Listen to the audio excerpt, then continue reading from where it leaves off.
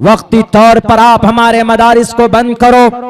मदरसे के करीब में कहीं पर अगर पटाखे फूटता है तो आपके कान खड़े हो जाते कि देखो मदरसों में गोला बारूद तैयार किया जाता है। मैं कसम खाकर कहूं तो मैं हानिस नहीं होऊंगा कि हमारे मदारिस के किसी भी प्लेटफॉर्म पर आपको गोला बारूद नहीं मिलेगा। मिसवाक मिल सकता है, कुरान का नुस्खा मिल सकता है, टूटी हुई चटाई मिल सकती है आपको, और बच्चों के वो छोटे छोटे बैग और संदूक और बच्चों के वो एक दो जोड़ी कपड़े मिल सकते हैं आपको। तोप, कलासिंग तोप, तीर, तलवार आपके इन फिक़ा परस्त तंजीमों के पाठशाले में मिल सकता है, हमारे मदरसों में नहीं मिल सकता, क्योंकि हमारे मदरसों के अंदर सिर्फ अपनी शरीयत की, अपने धार्मिक ग्रंथों की तालीम दी जाती।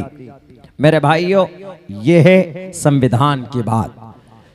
और दूसरी बात मैं अल्लाह के नबी अलैहिस्सलातु वस्सलाम के ताल्लुक से कहना चाहता हूं, क्योंकि अभी 2-3 रोज से एक बर्निंग इशू बना हुआ, एक बहुत बड़ा मसला। क्या कुछ लोगों ने तौहीन आमेज कलिमात कहे नबी पाक अलैहिस्सलाम के शान में, तो कार्रवाई भी हुई।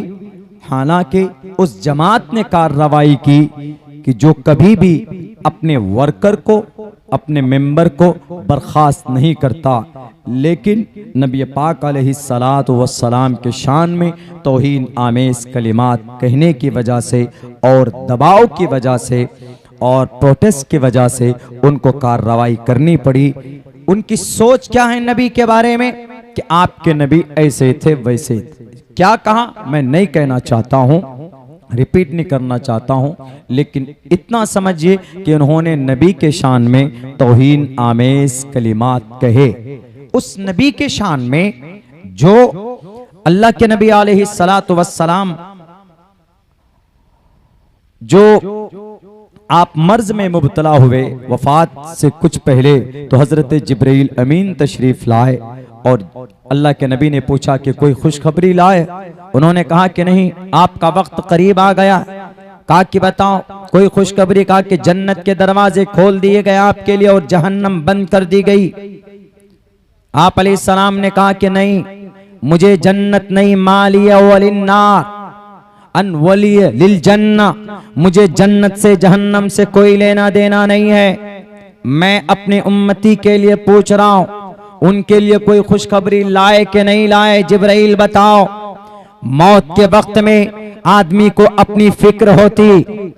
दुनिया के बड़े से बड़े विद्वान पैदा हुए, दुनिया के बड़े से बड़े महापुरुष इस धरती के अंदर आए, इस धरती पर दुनिया के अंदर सबने अपनी जात पर मेहनत की, अपने लिए उन्होंने कोशिश की और अपने वाहवाही के लिए अपने आप को लोगों के सामने ऐसा प्रमोट किया कि वह दुनिया का महापुरुष कहलाए।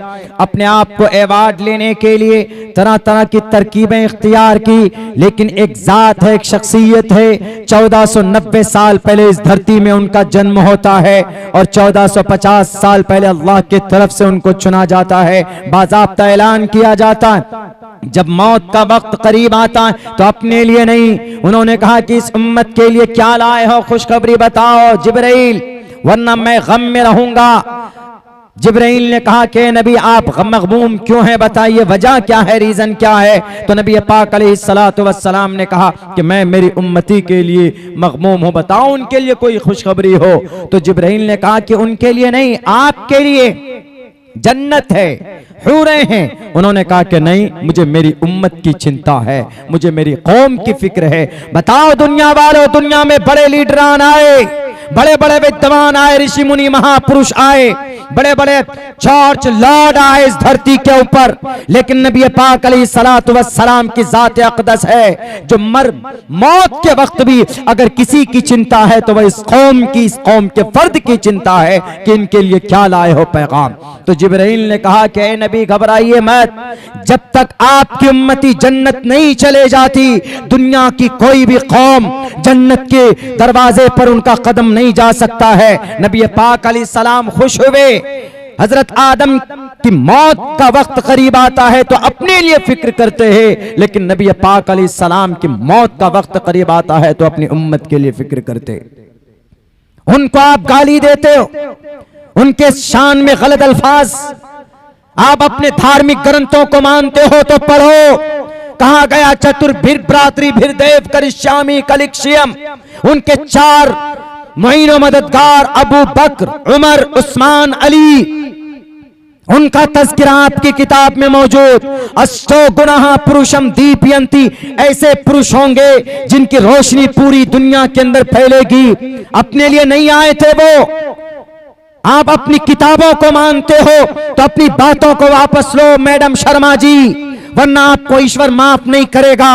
इसलिए कि अल्लाह के नबी ताइफ के मैदान में गए, पत्थरों की बारिशें की गई, सर से खून निकला, नालैन में जमा हुआ, बेहोशी के आलम में एक दरख्त के नीचे बैठ जाते हैं। जिब्राइल अमीन तशरीफ लाकर कहते हैं, ए मोहम्मद आप इशारा कर दो, ताइफ के बीच में, इन पहाड़ों के बीच में इन लोगों को आटे की तरफ पीस दिया जाएगा। अल्लाह के नबी ने कहा बिल्कुल नहीं हो सकता जिब्राइल, अल्लाह ने मुझे इस धरती पर जालिम बनाकर नहीं भेजा है, अल्लाह रब्बुल आलमीन है। तो सुनो, अल्लाह ने मोहम्मद के लिए कहा कि मोहम्मद आप पूरी दुनिया के लिए रहमतुल लिल आलमीन बनाकर भेजे जा रहे।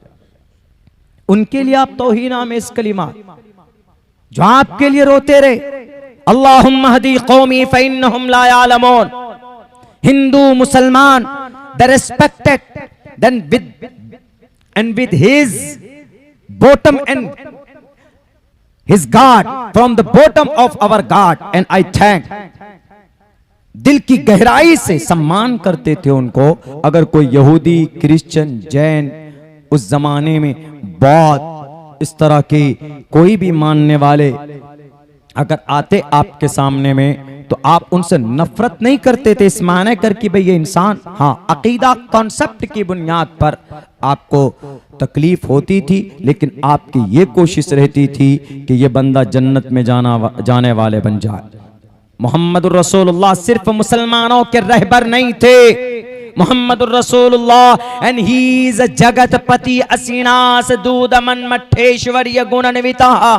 जगतपति, पूरी दुनिया के मुहाफिज थे। शर्मा मैडम जी और जिंदल साहेब पढ़ लेते पहले अपनी किताबों में। हमारी किताब से उलझन है तो हमारे नबी की तारीफ अपनी किताब में पढ़ते। अष्टो गुणाः पुरुषम दीपयन्ति प्रज्ञा च कोलम दम शुरू तंच प्राकर्मश्च बहुभाषिता च। हमारी किताब से एलर्जी है, पढ़ लेते उपनिषद और पैते अदल्लबूकम मैककम अदल्लबूक निखातकम। हमारी किताब से एलर्जी है तो पढ़ लेते आप वो अमेरिका के राइटर जिनकी किताब है द 100 बुक, 99 इंसानों की किताब लिखी उन्होंने, महापुरुष महात्माओं की। लेकिन जब नबी की सीरत उनके सामने आती है तो वह आदमी सर खुजाता है बैठकर और कहता है कि नहीं, अगर किसी की जिंदगी बचपन से लेकर जवानी तक, जवानी से लेकर बुढ़ापे तक और बुढ़ापे से लेकर वफात तक अगर किसी की जिंदगी काबिल तकलीद है तो मोहम्मद रसूलुल्लाह की जिंदगी काबिल तकलीद है। इसलिए I decided to announce that every person, मैं तमाम दुनिया के इंसानों को बताना चाहता हूं कि आज मोहम्मद का नाम 99वें नंबर पर नहीं, मैं अपनी किताब की शुरुआत अगर करता हूं तो पहला नाम मैं अगर किसी का दूंगा तो जात का, उस इंसान का, उस शख्स